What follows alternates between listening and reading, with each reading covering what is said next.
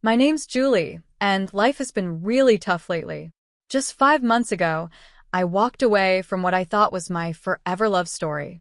On top of that, my grandma is slowly losing herself to dementia, and it feels like everything is closing in on me. I was at work in the local library, trying to focus on putting books back on the shelves, but my mind was far away, thinking about Grandma. That's when my best friend Cheryl walked in, her face full of concern, like she was about to tell me something serious.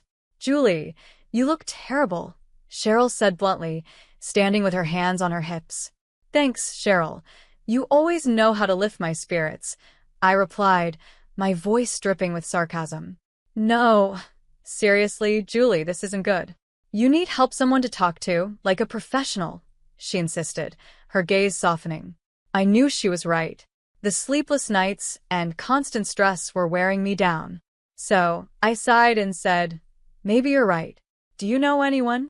She nodded eagerly. "Dr. Thompson. I've heard he's really good with cases like yours. I'll text you his info." I wasn't sure about opening up to a stranger, but something had to change. The very next day, I found myself sitting in Dr. Thompson's office. It was a cozy room with soft lighting and way too many diplomas on the wall. He was older, maybe in his late 50s, and had a calm presence that made the room feel a little safer. "So, Julie, tell me what's been bothering you," he began, his voice calm and reassuring. "Where do I even start?" I thought. "It's everything," I said, managing to get the words out. "I left my fiancé, my grandma is sick, and I just feel stuck." Dr. Thompson nodded, writing something down. "It sounds like you've got a lot on your shoulders. Let's work through it together," he said. As the sessions went on, I found myself telling him things I hadn't even admitted to myself. He never judged, just listened and sometimes responded with a gentle, or "I see." It felt like I was finally letting go of years of bottled-up fear and sadness. One day, after a session, I left his office feeling lighter than I had in a long time. The sun was setting, casting a warm glow over everything, and I actually smiled, feeling a small flicker of hope. That night, as I was heating up some canned soup in my small apartment, my phone buzzed. It was a message from Dr. Thompson, reminding me about a follow-up appointment. I stared at the screen for a while. This guy was becoming my lifeline, and part of me hated how much I needed him. Days turned into weeks, and before I knew it, 3 years had gone by. When I first walked into Dr. Thompson's office, I finally felt like I could breathe again, without the weight on my chest. I even managed to laugh at a joke Cheryl made, and for the first time in a while, it felt real. During one of those lighter moments, my phone rang. The number was unknown, but I answered it anyway. "Hello, Julie, it's Dr. Thompson," the voice on the other end said. I was surprised. "Dr. Thompson? Is everything okay?" I asked, feeling a bit nervous. Yes, everything's fine," he reassured me. "I wanted to talk about your progress and maybe extend an invitation." "An invitation?" I repeated, now curious. "Yes," he continued. "I was thinking we could meet for coffee, outside the office. You've made a lot of progress, and I believe seeing things from a new perspective might help." I hesitated, biting my lip. This felt unfamiliar. "Isn't that against some kind of rule or something?" I finally asked. There was a brief pause. "Well, you're not my patient anymore. I just thought it would be nice to catch up in a more relaxed setting," he replied. Something in the way he spoke made me agree. "Okay, sure. Coffee sounds nice," I said, ignoring the nervous flutter in my stomach. We met at a local cafe the following Wednesday. It felt strange seeing him outside the office, dressed in jeans and a casual shirt. He seemed like a regular guy, almost different from the professional I was used to. "You look well, Julie," he said with a warm smile as he greeted me. "Thanks, Dr. Thompson. I'm feeling better, too," I replied, tucking a loose strand of hair behind my ear. "Please call me James." "We're not in the office now," he said with a light laugh. I nodded, feeling a bit awkward. "Okay, James." Surprisingly, the conversation flowed easily. We talked about all sorts of things. He shared how much he loved hiking and how he always wanted to visit the Grand Canyon. I told him about my new hobby, painting, something I had started as a way to cope. As we sipped our coffee, He leaned in a little, his eyes serious but kind. "Julie, I've watched you grow and overcome so much. You're incredibly strong, you know that," he said. I blushed, not used to such direct compliments. "Thanks. I guess I had a good therapist," I replied with a small smile. He chuckled. "Well, I can't take all the credit. You did the hard work." We kept talking, not even noticing as the cafe started to empty out. It was only when the waiter came to clean up that we realized how much time had passed. "Looks like it's time to go," I said with a smile. I felt a twinge of disappointment as I said goodbye. James stood up and offered his hand to help me. "Julie, I've enjoyed this more than I thought I would. Would you like to do this again? Maybe dinner next time?" I hesitated, feeling a mix of excitement and caution inside me. But when I looked into his kind eyes, I found myself nodding. "Yeah, dinner sounds great." Our dinners and casual meetups quickly grew into a full-blown romance. Before I knew it, James and I were inseparable. He was attentive, caring, and always there to help, especially with my grandma's situation. I thought I'd found the perfect person and that my life was finally turning around. But after the wedding, things started to change, or maybe I began to see his true self. It started small. He'd make comments about my friends like, "You're better off without them," or "They don't really care about you." At first, I brushed it off, thinking he was just being protective. But then it got worse. He became possessive, always needing to know where I was and who I was with. His control slowly took over every part of my life. He insisted that I quit my job, saying, "You don't need to work. I can take care of everything. Trust me, Julie." It wasn't about money for me. It was about freedom, having something that was mine. But still, I found myself agreeing, quitting my job, and becoming completely dependent on him. That had been his plan all along. Soon after, the isolation began. He'd check my phone, monitor my calls and texts. "Who are you talking to? Why are you laughing? Tell me," he'd demand, his eyes wild with a frightening intensity. "It's just Cheryl. You know her." I'd stutter, feeling like a child caught in a lie. "Cheryl, huh? She's no good for you. I don't want you talking to her anymore," he'd snap. It was crazy. I felt like I was losing my mind. One day, I couldn't take it anymore. I confronted him, my voice trembling but loud. "I can't do this, James. I can't live like you're my jailer. I need my life back." He just laughed, a cold, heartless sound that echoed through the house. "Your life, Julie? Your life is with me now.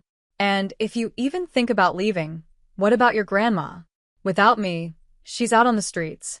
Remember that." I was trapped. Every time I thought about standing up to him or leaving, the image of my sweet, confused grandma being thrown out of her care facility stopped me in my tracks. I was trapped in a web he had carefully created. Every move he made was designed to keep me under his control. The only peace I found was at night, when I could cry silently in bed, without him noticing. I'd lie there, the man I once loved snoring next to me, wondering how I ended up in this nightmare. How did the kind, caring man I married turn into such a monster?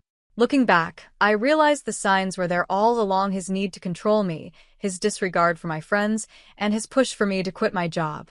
But I was blind, desperate for love, and now I was paying the price.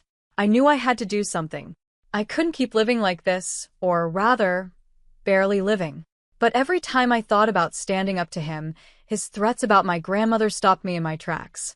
It was a vicious cycle: fear, control, and complete hopelessness. I felt like I was fading, like a ghost in my own life.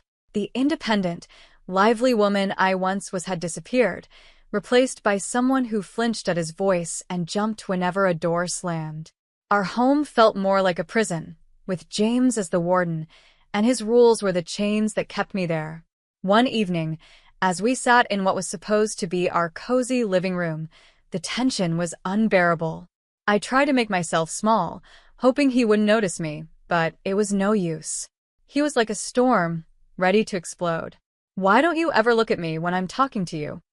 James snapped, his eyes narrow and angry. I flinched. "I'm sorry. I was just thinking about something." I stammered. "Always thinking? always in your head, he said, his voice growing louder. You're here with me. Remember that I'm your husband. His voice rose to a shout, and I quickly nodded, mumbling apologies, trying to calm him down. But it was no use. He was already in one of his moods, and there was no stopping him. You know what? I've had enough of your attitude. You need to learn, he said coldly, his voice calculated. Before I could react, he grabbed my arm, his fingers digging painfully into my skin. James, please, you're hurting me, I cried, fear washing over me. He dragged me toward the small storage room, the one place I feared most in the house. It was dark, with no windows, a tiny box of a room. Maybe some time in the dark will teach you to appreciate what you have, he hissed, shoving me inside. I stumbled, hitting the cold floor as he slammed the door, leaving me in complete darkness.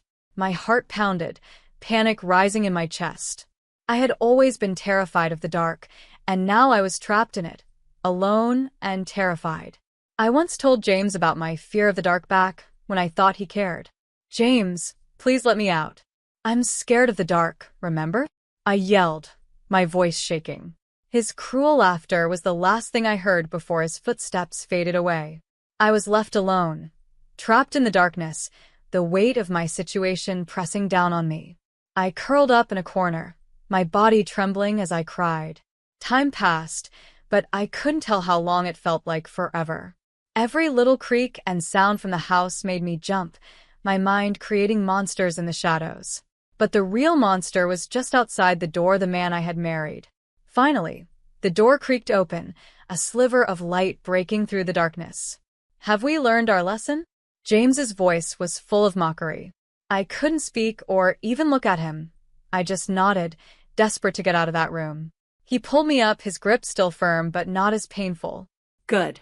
Remember this feeling, Julie. Remember who's in charge here, he said coldly. As I stumbled back to the living room, my legs weak and my eyes struggling to adjust to the light, a deep sense of shame washed over me. How had I let it come to this?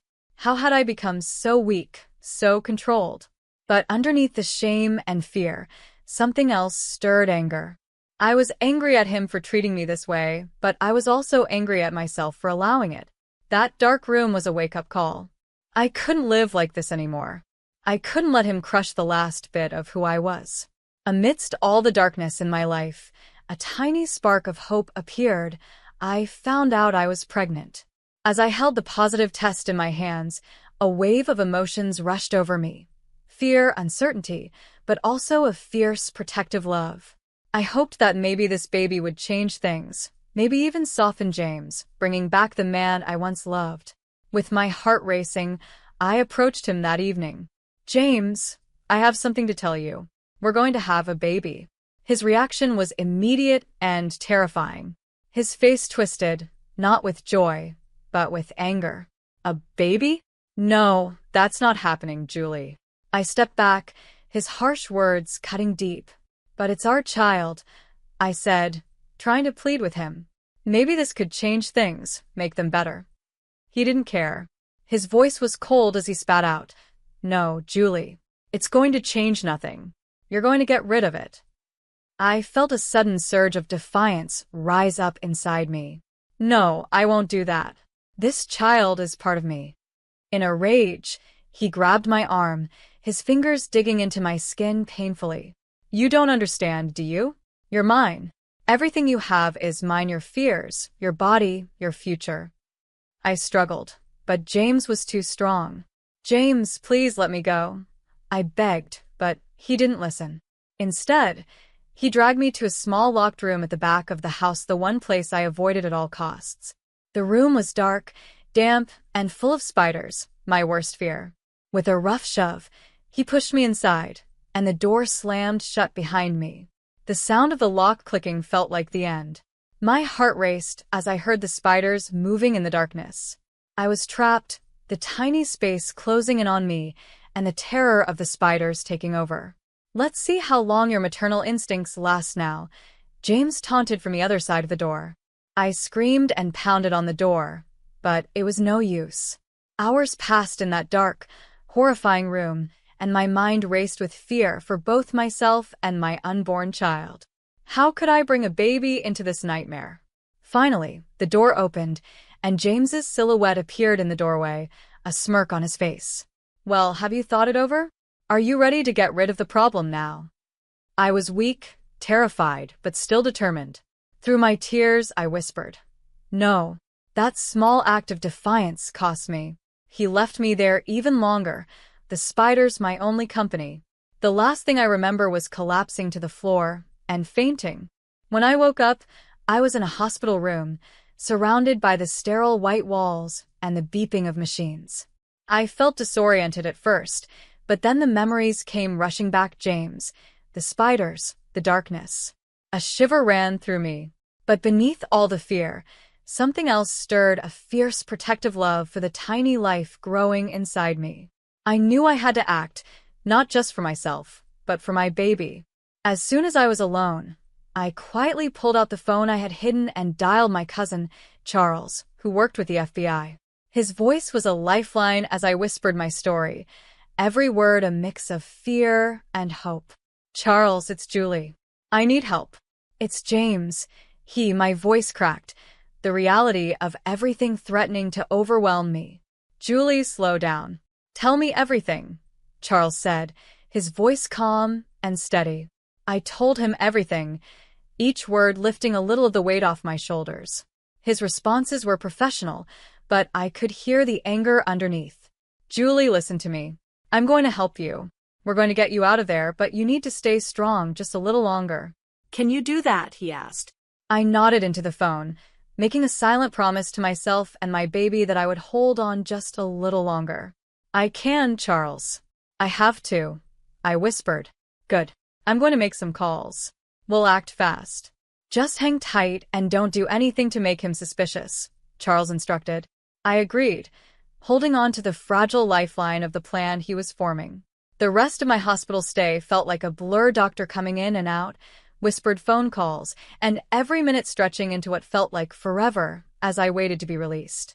When the day finally came for me to go home, a heavy dread settled over me. The house, which once felt like a place of love and safety, now loomed like a monster. Its walls seemed to echo with all the screams and tears from the past months. James was there waiting for me, his presence dark and heavy, filling the room like a storm. I braced myself for what was coming, the confrontation I had been dreading but also preparing for. "Julie," James said, his voice calm in a way that made my skin crawl. "You're back. How is the hospital?" I kept my voice steady, hiding the emotions swirling inside. "It was fine. I'm feeling better," I lied, looking him in the eye with as much calmness as I could muster. He circled me slowly, like a shark sensing blood in the water. "Good, because we need to talk about the situation," he said, his eyes flicking down to my stomach. A sneer curled his lips. I clenched my fists, feeling the baby move inside me. "There's nothing to talk about. I've made my decision." James's face twisted with rage. "Your decision? You think you have a choice here?" I swallowed hard, but stood firm. "Yes, I do. This is my body, my child. I won't let you control me anymore." He let out a cold, humorless laugh. "Oh, Julie, you never learn, do you? I always have control. Always. But this time was different. I had a plan, a lifeline. I just needed to bide my time and play along until I could make my escape." "I'm tired, James. I'm going to bed," I said, turning to leave the room. He grabbed my arm, his grip tight like iron. "You're not going anywhere until we settle this." Just then, the front door burst open with a loud bang that echoed through the house. Police officers rushed in, their badges gleaming, their faces set with determination.